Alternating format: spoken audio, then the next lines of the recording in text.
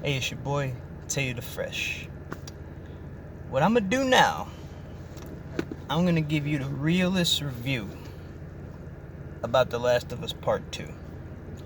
I'm gonna empty my brain on anything else I want to say about this game because I just want to get it off my brain, off my chest, and be done with it. I've watched countless reviews over the last week and a half, right? Just trying to figure out, is it just me?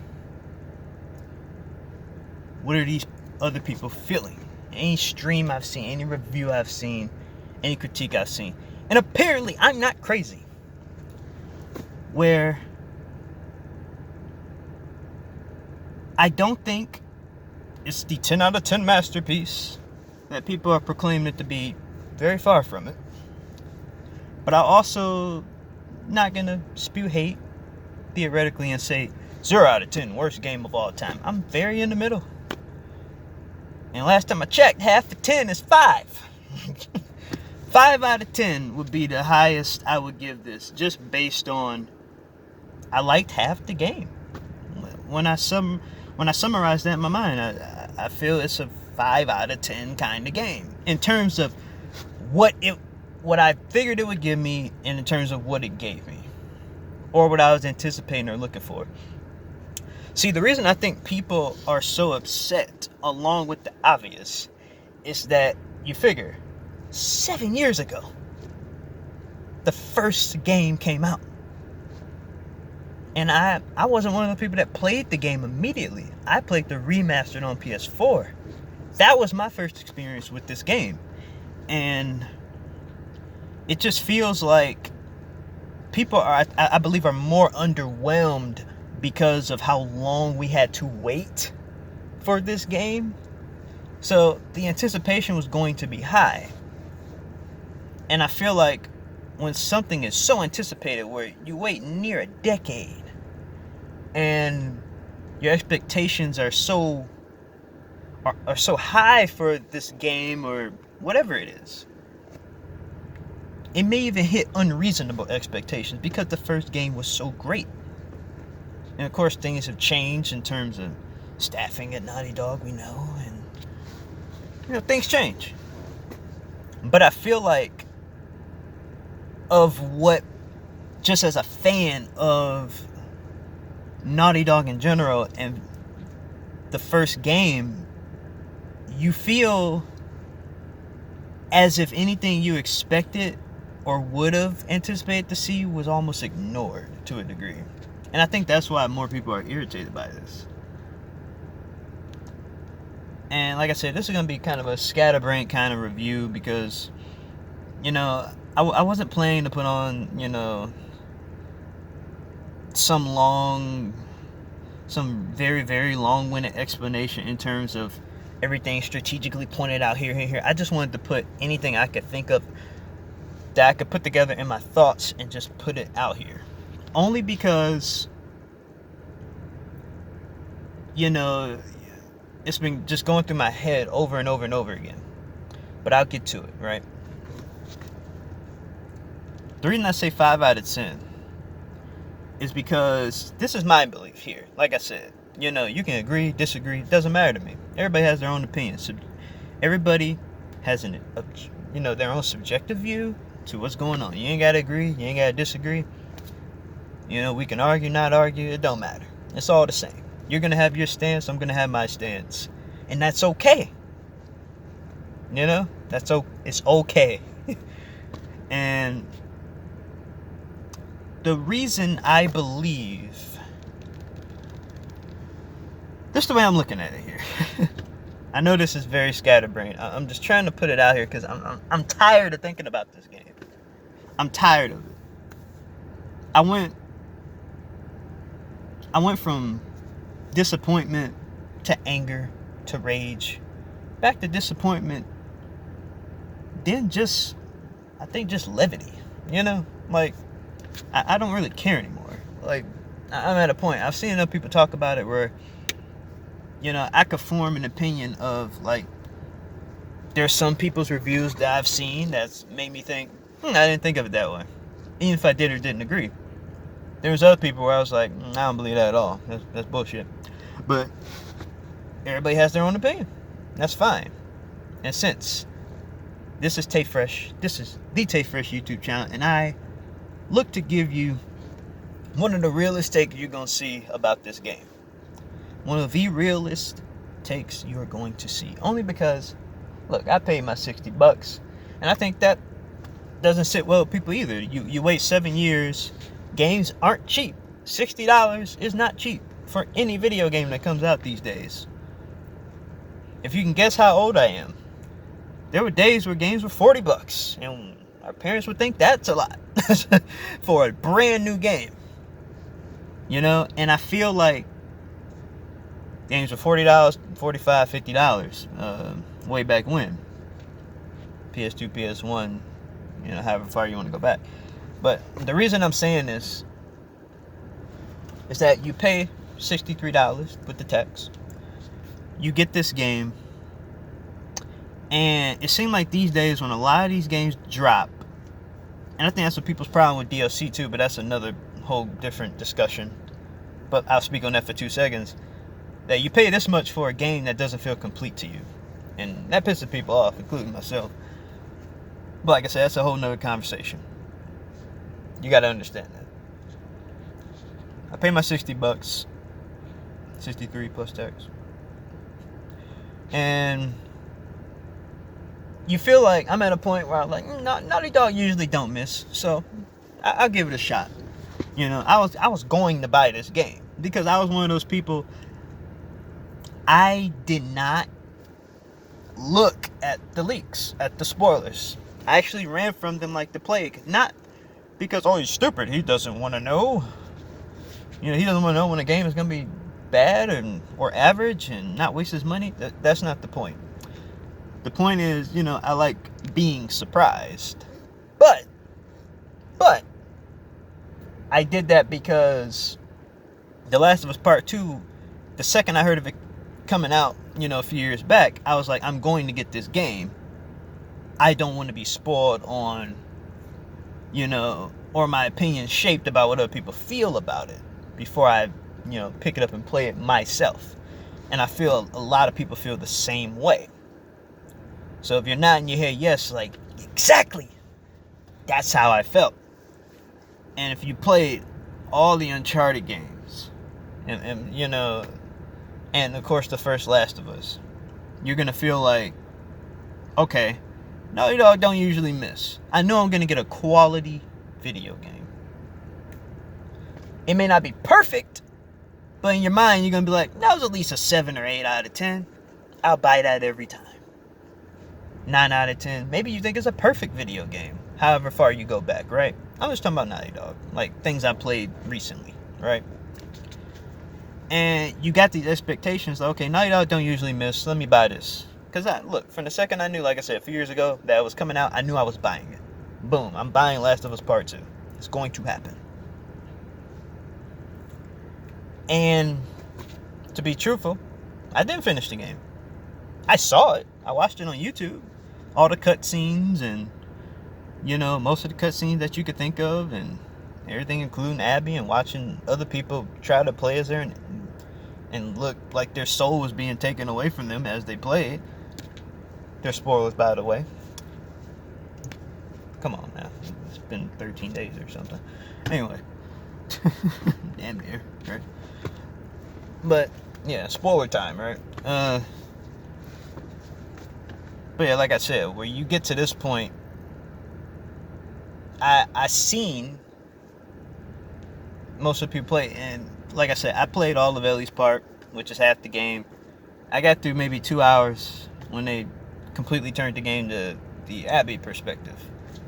I was completely disconnected from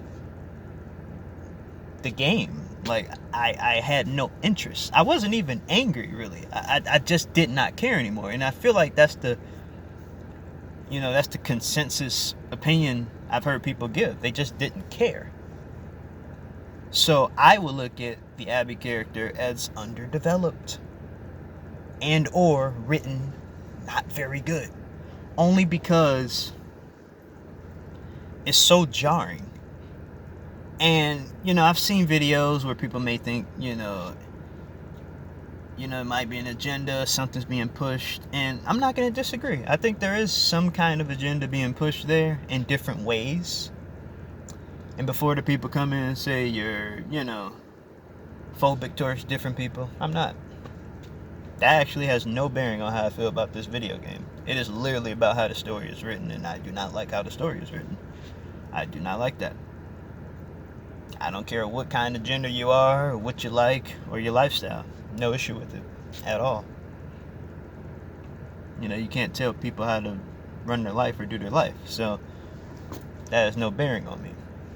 But what I will say, and before people come in and say, oh, you're mad because Joel died. It's not because Joe died.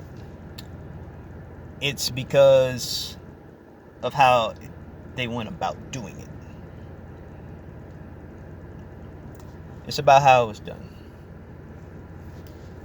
And I'm not saying he needed this super honorable death because he was just super honorable character. We know he's not perfect. He was a flawed character. He was a flawed guy, right?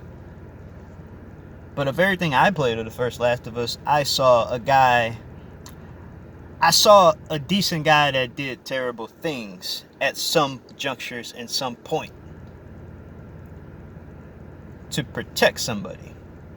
I didn't see a guy that was evil-minded going out with the intent to kill, to take people out just to take them out.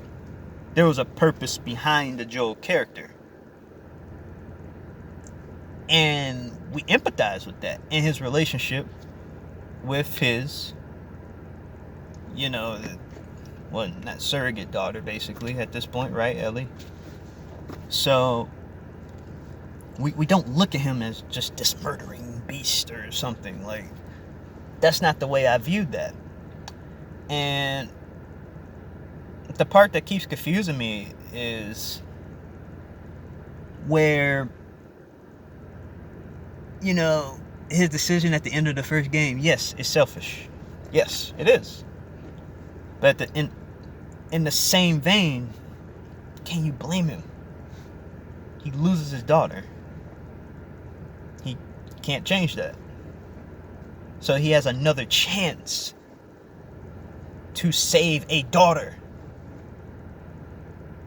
And he takes that chance. And another issue I got too, it's like, we're acting like this cure is guaranteed. Like, it's going to work. It's going to work. I've seen article after article, video after video, stream after stream, reviewer after reviewer, comment after comment, reply after reply, talking about, well, that's not how vaccines are extracted. Going straight into the brain. And I've seen that, right?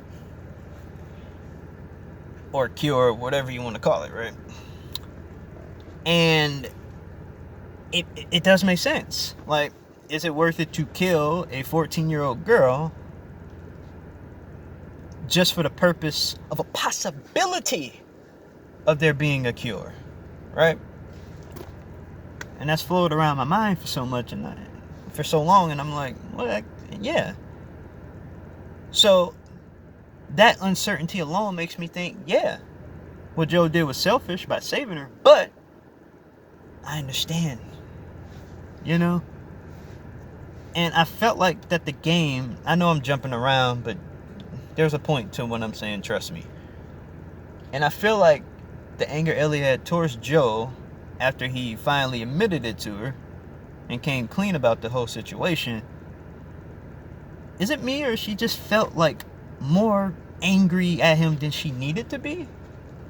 Like, I get at that moment, but I just didn't get the lingering anger she had towards him in like later scenes that they would flash back to, like even the beginning of the game where Joe punches the guy after calling her a slur or some kind of name. Then she just gets all riled up at Joe. Like, at this point he's already told her why he did it. And they've been estranged. I just didn't understand. Like, I understand she's still not happy with him and she's working on it and blah blah.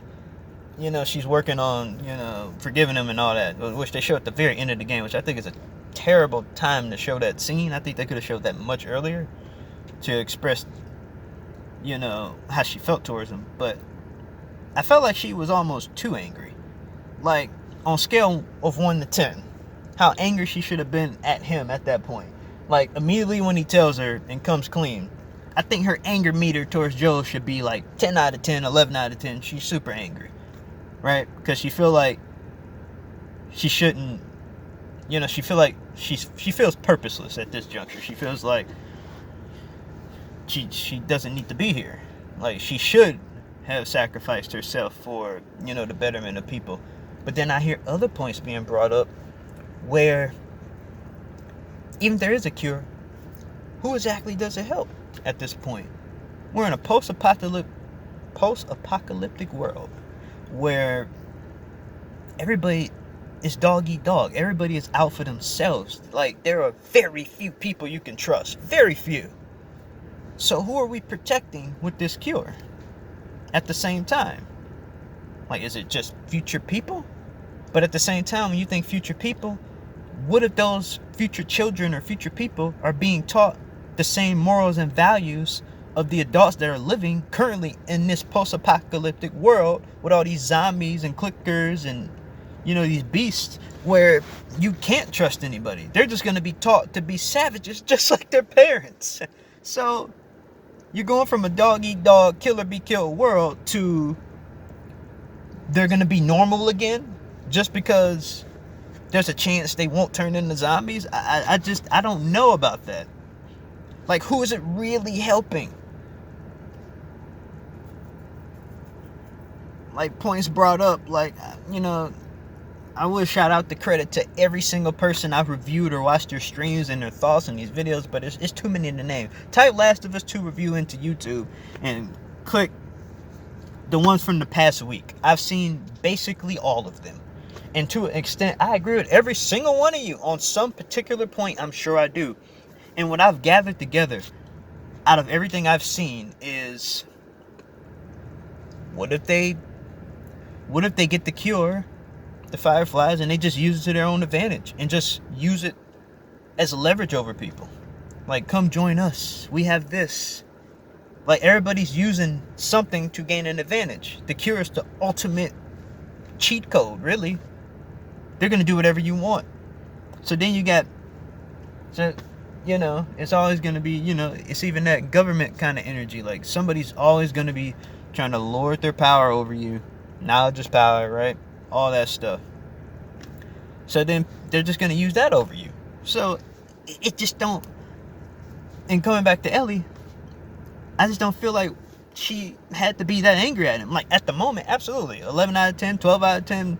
Her anger meter had to break the meter. I understand. But when we fast forward in time, by the time, we get to the beginning of the game, and they're talking about her and Joe still not talking. And, she's like, I don't need you, Joe. Like, I feel like that's just mad teenager energy. But at this point, she's like 19 years old. Like, that's like what a 13-year-old would say to, I don't know. It's like they went out of their way to make Ellie more unlikable in this game while trying to prop Abby's character up to make you like her more. So all the killing Ellie's doing and, how much of a savage they're making her be. It's almost like, see, Ellie's killing all these people, but Abby's okay. She pets dogs. Like, you don't have to beat me over the head with that in a 20 plus hour game. Like, it's just, I get what they're trying to do. Like, I get it. That don't mean I like it. Like, I understand what they're doing, but it was executed very poorly, in my opinion. My humble opinion. And I think the way Joel got murdered was very uncharacteristic. And I've seen reviews even today where, individuals have even allured to the fact where, like, in that 4 years after the events of the first game, maybe he's gotten a little softer. But I'm like, they're still doing patrols, though. So it's not like he's not seeing any zombies at all. Like, he still knows what to do. He still knows not to trust nobody. He knows people can still turn. Not trusting anybody. So I don't see how he could just immediately just be like, I'll help a stranger. The second he helps a stranger, she says, my people are here, like, Joe would have a red flag right in his head, like, what's going on? Like, wait a minute. And he would have never went back to that lodge. I'm being honest right now. I don't see that. I'm Tommy, it's Joe. Like, no. I just think they poorly wrote him off just for the sake of killing him off. You know, it's just, at least think of something more elaborate. Something where he ends up surrounded. Or him and Tommy end up surrounded. Like, with a character that strong, especially if it's the protagonist of a very popular first game, you have to either make their death very epic to make it fitting how they got killed off, instead of it being a contrived situation where he easily, his character wouldn't have went along with this. So that's the agenda part I'm talking about. And like I said, I played half the game. I played all of Ellie's playthrough up until that point, until they dramatically just switched to Abby and say, oh, be her for 10 hours. The only reason I played 2 hours with her, because I thought it was going to be maybe you do a mission or two with her, then they were going to start switching back and forth between her and Ellie, at some point. Or her playthrough was going to at least just be shorter. Like, I don't know who thought being Abby for about 10 hours was going to make you like her more. And this is where another part where I thought the story failed. You have this character, right? Never seen him before, nothing like that. And that's something I always wanted to introduce as well, where, the only trailer I had seen after the teaser introductory, the very, very, very first one when they introduced The Last of Us Part 2 a few years back, they showed the trailer, that Joel's going to be there. I'm not going to let you do this alone. You think I was going to let you do this alone, kiddo? Or whatever. And then it ends up being Jesse in the game. That's disappointing, firstly. Secondly, you flat out lied to us. That's not even false advertising. That's just lying in general. But, moving on from that, I just... the way you write these characters, it just needs to have a purpose. Right? You never gave me a reason to care about Abby because she immediately kills off Joel. And I go back to the first game. I get the whole plot. It's that she killed Joel the way she did, or she killed Joel because he killed her father, the surgeon, right? Personally, I think they could have went about this in a different way. Disagree with me or agree with me. Either way, I understand. I think they could have gone about this in such a way, if your goal was to give Abby any kind of sympathy from me, particularly, or the audience, or for people that don't sympathize with her whatsoever. If this is what your grand plan is, to make her this likable character, I don't think you should have done it bury Ellie, push Abby. I don't think they should have went that route with it. You could have at least made Ellie still more understandable because of her wanting revenge. Like, really? You didn't think Ellie would want revenge after your friends held her down and watched you murder her surrogate father? Or a father figure, whatever you want to, explain it as. You held her down and made her watch. Like, you couldn't have taken her out the room. You couldn't have knocked her out. You made her watch it happen. That's going to give you PTSD like she had later in the game. Obviously. If she's screaming, I'm going to kill all of you. I'm going to kill you. Don't you think she's going to come back for you? So don't tell me, oh, she spared Ellie right there. She spared Ellie twice, and that's the first time she did it. I'm like, that's not sparing her. That's like, they held her down and made her watch and didn't kill her and killed Tommy because plot. I still like to know how they both got out of there. But maybe they just let them go, whatever. But that's the part I didn't really understand. Like I said, this the part if I would have went towards trying to improve Abby as a character and her friends around her, say the pregnant lady, Mel, right? The nurse. If she was this compassionate figure, this, that, and the other, wouldn't it have made more sense if she wasn't on team, let's go kill Joel and be happy about it? Wouldn't she have been compassionate the entire time? Like, not double down on, yeah, he got what he deserved, blah, blah. Like, that's not... She should have been conflicted about it. Because it's not her father, it's Abby's father. You see what I'm saying? Like, she should have understood. And I think if they would have went about this story, if your intention is to make Abby likable, the manny guy that spits on him, you know, Nora, Mel, Owen, right?